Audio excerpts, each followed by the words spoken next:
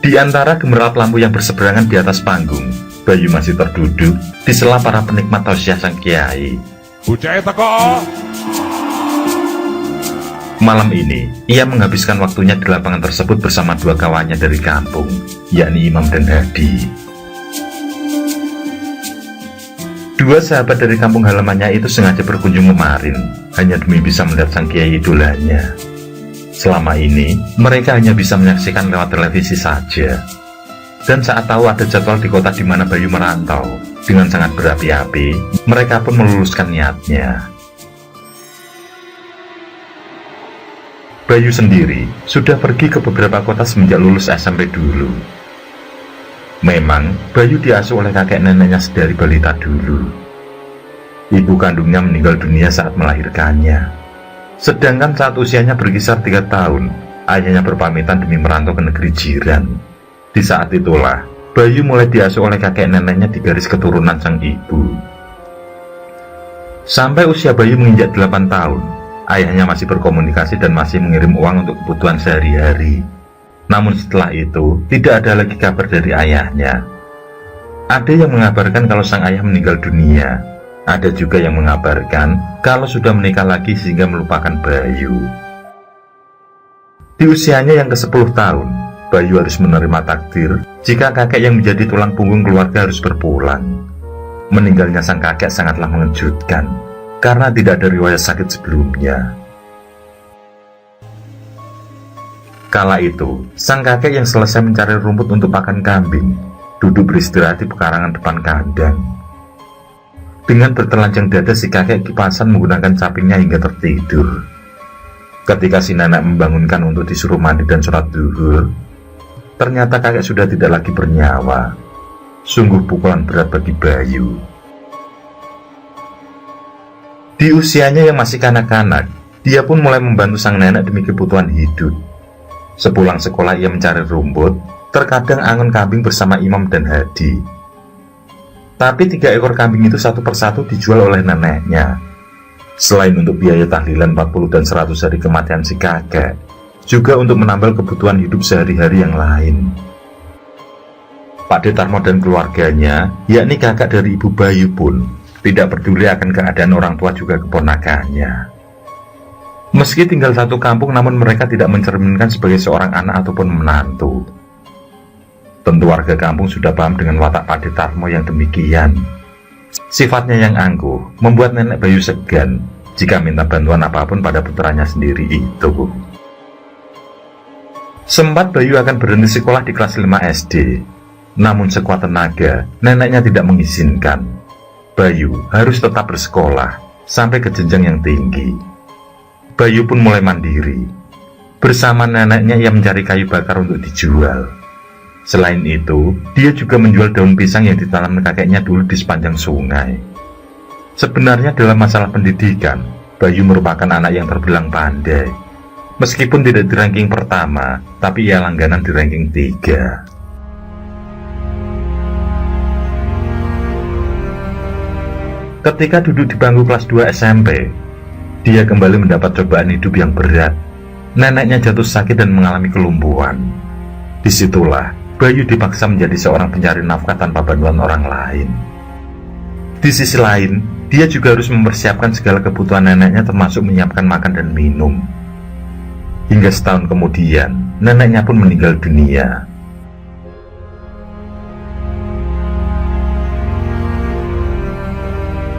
Sempat terjadi pengusiran atas dirinya oleh Pak Detarmo, di mana tanah serta rumah yang didiami akan diambil alih oleh Pak D-nya itu. Tapi atas nasihat dari sesepuh desa yang turun tangan, akhirnya Bayu diperbolehkan tinggal hingga lulus SMP. Dan keinginan neneknya pun menjadi sebuah cita-cita yang tidak tersalurkan. Bayu tidak bisa mengikuti keinginan sang nenek agar pendidikannya sampai ke jenjang tertinggi.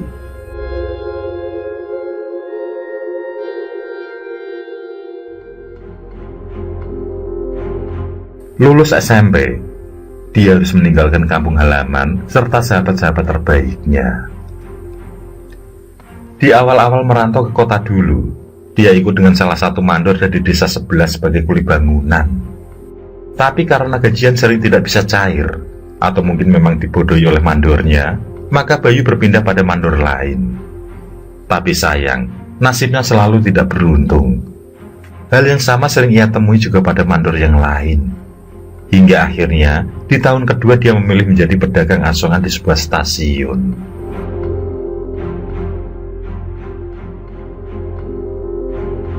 Kerasnya kehidupan kota dilalui dengan penuh keikhlasan.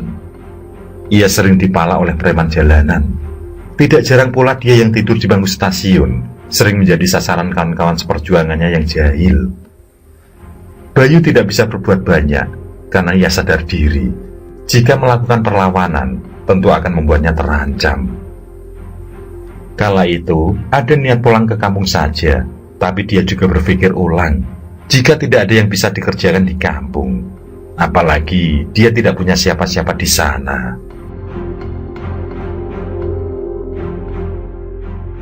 Merasa tidak baik-baik saja, Bayu berpindah kerja sebagai pelayan warung makan. Dari sini, dia mulai mendapatkan ketenangan dalam mencari uang. Tapi gajinya yang tidak seberapa, hanya cukup untuk bayar kos dan untuk kebutuhan sehari-hari saja. Bayu tidak punya tabungan untuk membeli barang-barang yang diidamkan. Berbekal tekad dan pengalaman yang dimiliki, 2 tahun kemudian, dia mengajak Asrul, salah satu kawannya yang seorang pelayan rumah makan, dan juga tinggal satu kos, untuk mengontrak dan menjadikan rumah makan sendiri. Itulah awal kemandirian yang sesungguhnya.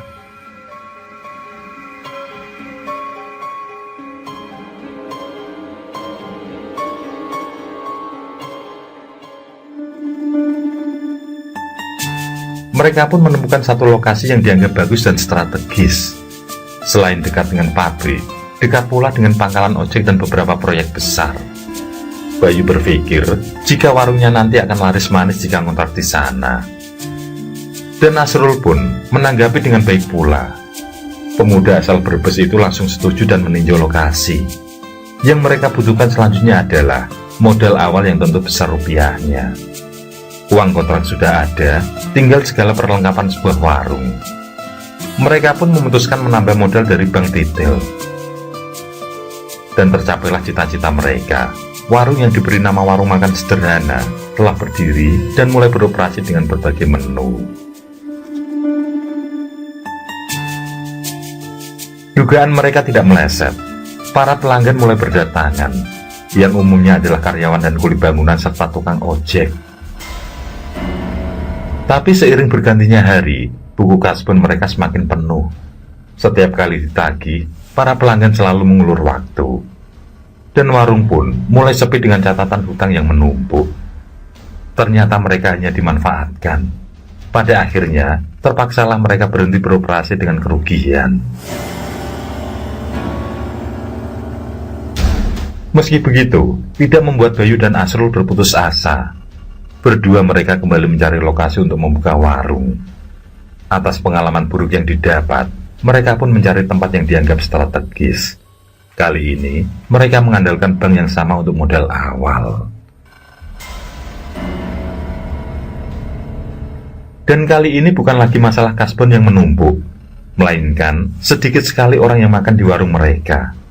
Seringkali sisa makanan yang berlimpah dijual selakunya pada peternak bebek. Mereka pun semakin merugi ketika tanggungan bank yang setiap hari datang menagih semakin tinggi dikarenakan sering tidak bayar. Mendadak, Asrul menghilang tanpa jejak. Asrul pergi meninggalkan Bayu tanpa pamit. Meski dalam kondisi terjepit, Bayu tetap bertahan dengan penuh tanggung jawab. Dia menutup warung dan memilih mencari pekerjaan lain demi melunasi hutang-hutangnya.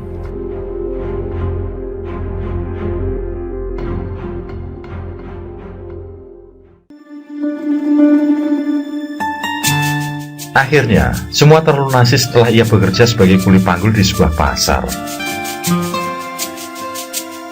Kehidupan berlanjut. Pemuda yang memilih gaya rambut gondrong itu pun bosan bekerja sebagai kuli di pasar. Bayu masih memiliki cita-cita sebagai pekerja mandiri yang sukses. Dan dia sadar diri, jika seorang lulusan SMP tanpa memiliki keahlian khusus, maka hanya berwira swastalah jalan yang bisa dilakukan. Yang ada di benaknya masihlah sama, yakni memiliki warung makan besar dengan penghasilan bagus. Bayu kembali membuka warung di sisi pasar. Dia yakin, dengan banyaknya kenalan dan dengan waktu yang cukup lama di kawasan tersebut, maka pastilah banyak pelanggan yang datang padanya. Tapi mimpinya kembali terjeda. Warungnya sepi pelanggan dan banyak yang kasbon. Selain kalah saing dengan para senior, banyak yang membicarakan jika masakan di warungnya tidaklah enak. Kenyataan pahit pun kembali ditemui Bayu. Dia menutup warung dan merugi.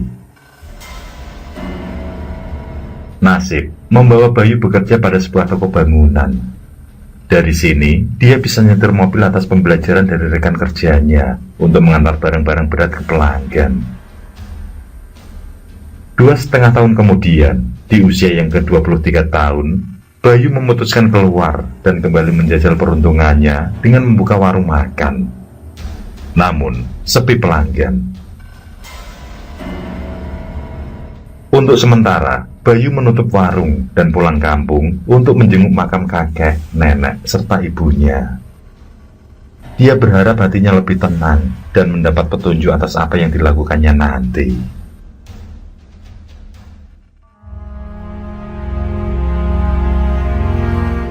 Cukup lama Bayu berada di makam.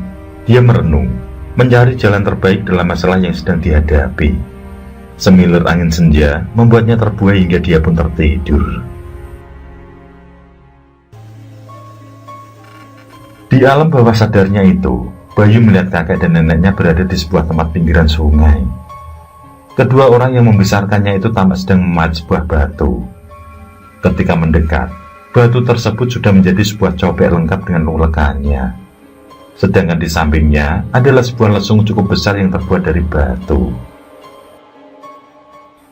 "Inilah rezeki kamu, cucuku," ucap kakek yang kemudian Bayu pun terjaga. Rupanya, sudah ada Hadi dan Imam yang cekikikan membangunkannya. Bayu beranjak membaur dengan dua sahabat kecilnya itu.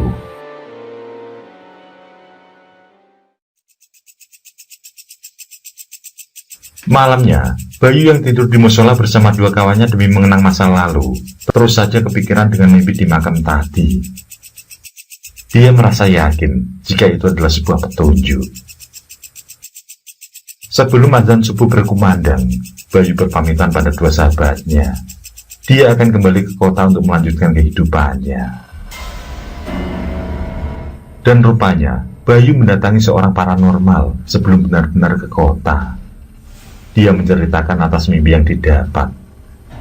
Atas saran dari sang paranormal, disuruhnya Bayu mencari batu untuk cobek agar dipahat sendiri. Setelah jadi, akan dilakukan proses ritual dengan tujuan sebagai penglaris. Rasa bumbu yang dihasilkan sangatlah mengundang para pelanggan. Mereka akan kecanduan dengan masakan Bayu. Atas saran tersebut, berangkatlah Bayu mencari lokasi para pemahat batu cobek. Dia ikut menggali tanah mencari batu tersebut. Yang pertama ditemukan adalah batu berat yang dipergunakan untuk lesung. Barulah kemudian Bayu mendapat batu belah yang digunakan sebagai cobek serta ulekannya.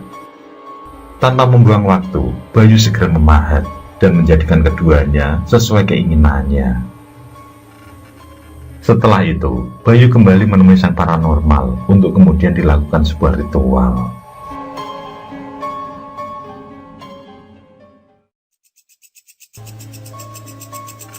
Semua ubur ambe sudah dipersiapkan ketika malam Sabtu Kliwon tiba. Semua ditaruh di atas sobek, lalu ditutup dengan daun pisang kelutuk. Sedangkan lesung yang juga siap, di dalamnya ditaruh kembang gading sepasang dan beberapa lembar daun bambu kuning. Setelah itu dibakarlah kemenyan sambil merapal mantra. Bayu sendiri duduk bersila penuh konsentrasi. Hingga menjelang tengah malam usailah ritual tersebut. Bayu disuruh menggunakan dua benda tersebut di hari Selasa. Dan yang paling penting adalah, jika selesai digunakan, maka air untuk mencuci cobek dan lesung haruslah menggunakan air yang diberikan si paranormal. lalu dicampur dengan 3 daun salam.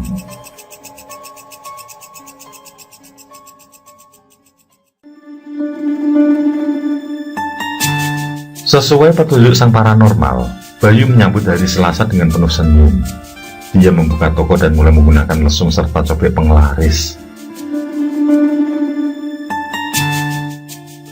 Senyumnya pun semakin tampak mengembang ketika para pelanggan mulai berdatangan seperti terpanggil. Semua menu pun habis setelah usai jam makan siang. Dan bukan di hari itu saja, hari-hari selanjutnya Bayu merasa kewalahan melayani pelanggan, hingga dia putuskan memperkerjakan 2 pelayan serta menambah masakan. Sungguh keuntungan yang luar biasa didapat oleh Bayu.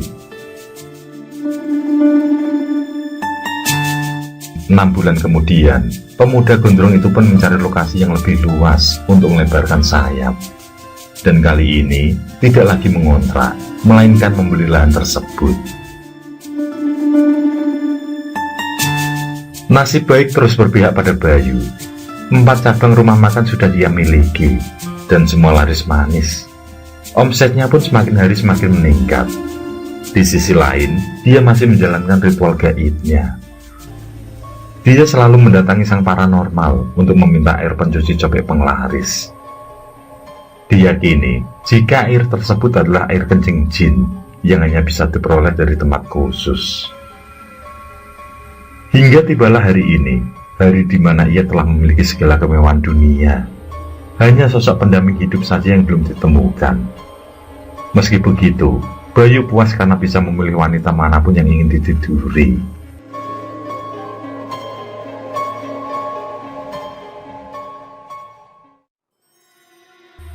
Di antara 2 sahabatnya yang selalu bersolawat, mata Bayu selalu tertuju pada sang kiai yang sesekali melantunkan ayat Al-Quran. Ada rasa tidak biasa yang membuat hati Bayu bergetar. Sawang wong paling menarik, pitung sak pitung nyambut gawe penak, nandur sak nandur, ubah sak ubah bundalah kok hasil terus, dodolan penak, nyapu penak, laku sak laku penak. Dakwah yang dilontarkan seolah mengisahkan perjalanan hidup yang dilalui selama ini. Penuh dosa, penuh kesombongan, dan tidak mengenal Tuhan. Tanpa terasa air mata Bayu meleleh.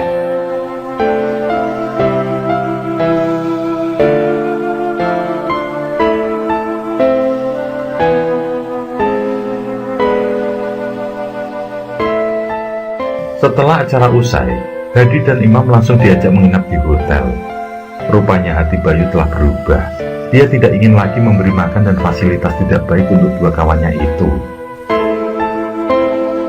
Selama di hotel, Bayu terus merenung tentang apa yang didengarkannya tadi. Sungguh, hatinya sangat tertusuk. Semakin hari, Bayu merasa sangat berdosa.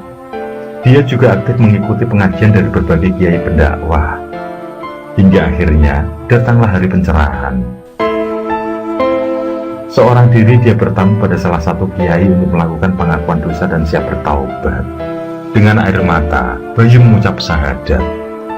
Dia berjanji tidak akan mengotori lagi hatinya sebagai seorang muslim. Setelah mendapat pencerahan dan tentu mempersiapkan diri dengan ikhlas atas apa yang akan terjadi kelak, Bayu melangkah tegap menyongsong hari baru. Dia akan membuang dan menghancurkan cobek serta lesung penglaris. Dia akan menghadapi apapun yang akan Tuhan tetapkan baginya.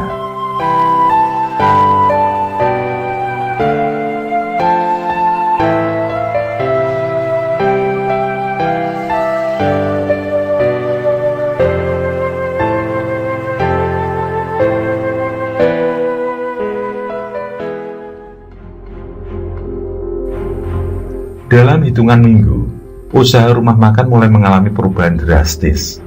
Satu persatu mulai terjual. Bayu minta maaf pada seluruh karyawan dan minta agar mereka mencari kerja di tempat lain yang lebih baik. Meskipun begitu, Bayu tetap menyimpan rahasia tentang cobek penglaris, karena ia tidak mau jika ada yang meniru dosa yang telah diperbuatnya.